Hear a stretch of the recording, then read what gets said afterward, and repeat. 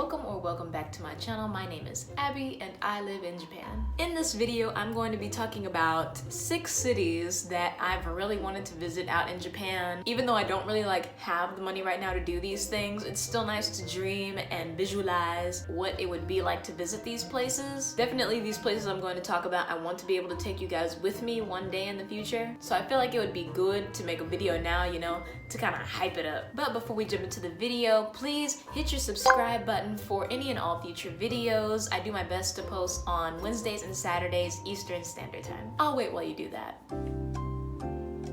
Okay, let's go.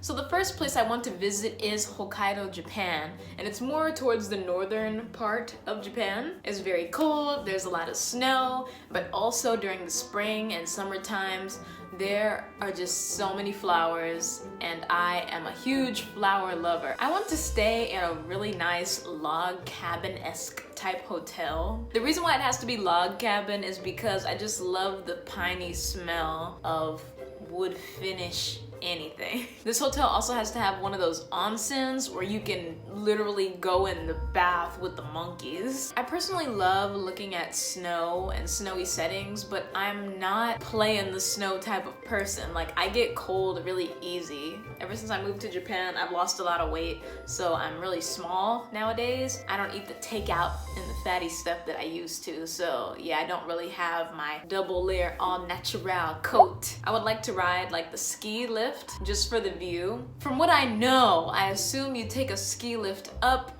and you have to go down the hill somehow.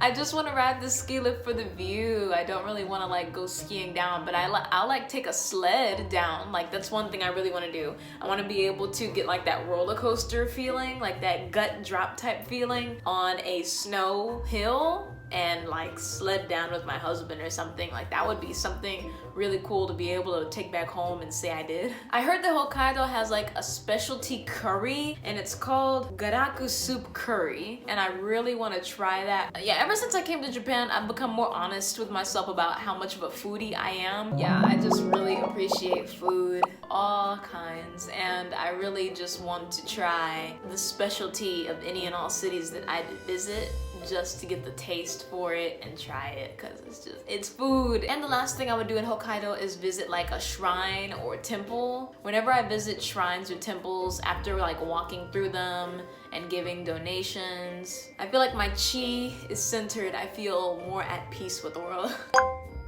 The next place I want to visit is Tokyo. Now you're probably wondering, how come I haven't even been to Tokyo yet? I haven't been to Tokyo yet because it's hella expensive to get there by train. From where I'm living right now to get to Tokyo, it's in between $300 and $400 just to get there by train. Now, if I'm just gonna go there for a day, I don't have $600 to just be dumping on a train ride just to go to Tokyo for a day. If I'm gonna go to Tokyo, I wanna stay for at least 2 weeks because there's so much to do there, so much to see. And the first thing I would do is go Mario go-karting, because they have real go-karts, Mario themed, that they let you race around in a designated part of the streets, and I would love to do that with my husband. Tokyo is home to the Meiji Shrine. I've only ever seen the Meiji Shrine in pictures, but it looks really old. I love being able to take pictures, my own pictures, of really old temples and shrines, because I just have a fascination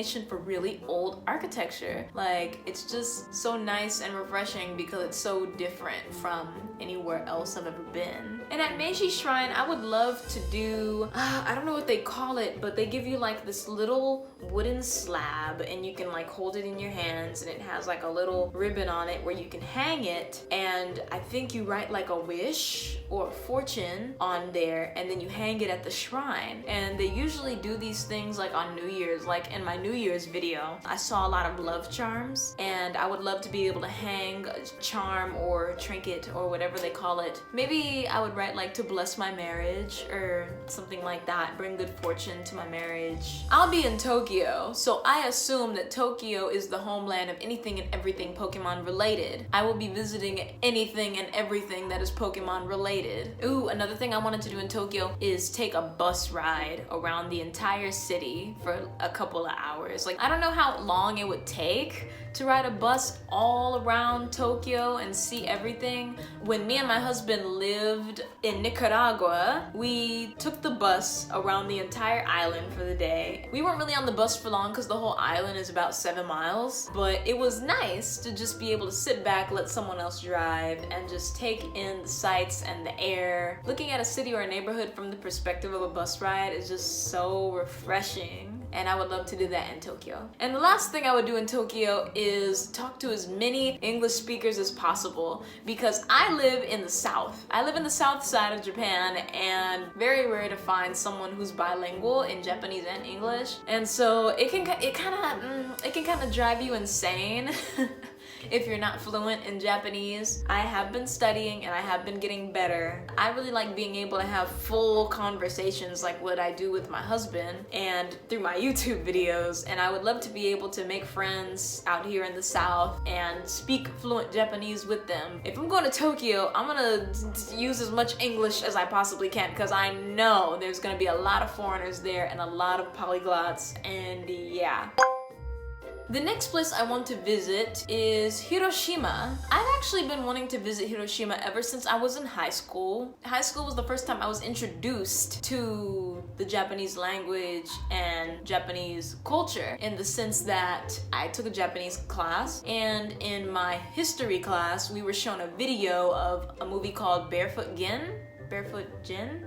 I'm not sure which one it is, but we were shown that video, and the first time I saw it, I wasn't exactly sure what I was looking at, but it was so impactful on my own time. At such a young age, I got my laptop, I looked up the video, and I watched it again just so I can understand what was happening. Pretty much the whole point of that video was to teach us about the bombing of Hiroshima. And so ever since I saw that movie, I've always wanted to visit Hiroshima myself and visit like the bomb dome. I believe the bomb dome is the impact site where the bomb had hit initially. I would like to go there and pay my respects, because it was just, I still to this day have no words for what happened, but I would like to go there and pay my respects to all the lives that were lost after that happened. Sorry to make the video take a dark turn like that. The next thing I want to do in Hiroshima is they have a thing called a tram, and I've never rode a tram before, so I would love to ride around the city in the tram and take in the sights. Hiroshima has a specialty okonomiyaki. I'm a huge fan of okonomiyaki. I love it. It's like a cabbage pancake. It's like a fried cabbage vegetable pancake, but I really do want to try the Hiroshima specialty okonomiyaki one time. Hiroshima also has a castle, Hiroshima Castle. I would love to visit there. I really like the architecture of the castles here in Japan.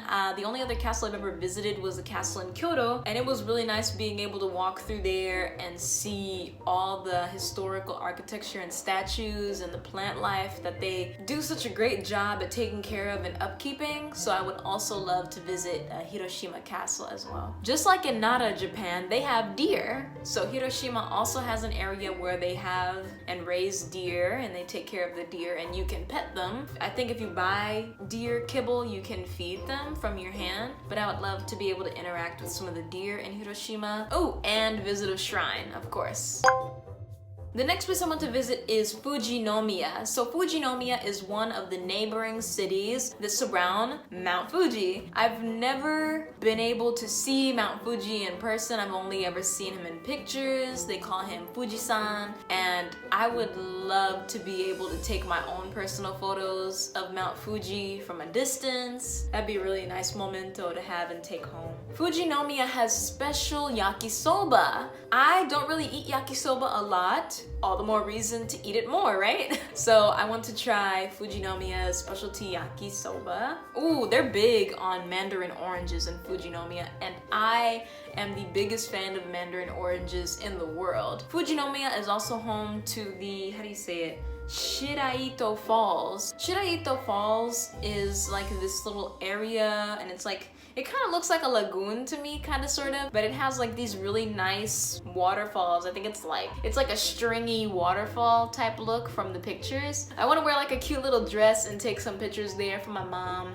and send those to her. I've never really taken pictures in front of a waterfall that were really good, so I would love to take the opportunity and take pictures there.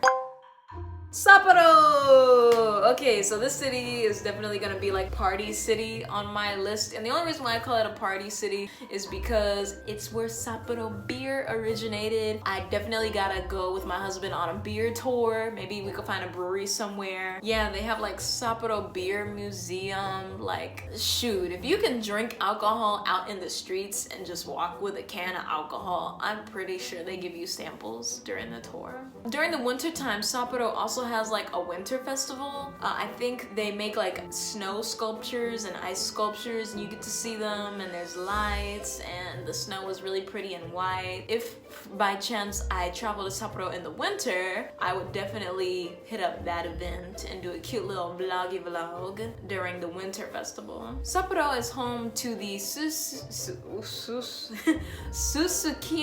Susukino is apparently the largest entertainment district in that area, and they have like a butt ton of karaoke bars, and it's next to the red light district. I don't know why I would ever find myself in the red light district. I don't know. I would probably just go there to like take pictures or something, like in front of like a promiscuous sign or something. I don't know. But like I don't really like have any reason to go any deeper into the red light district.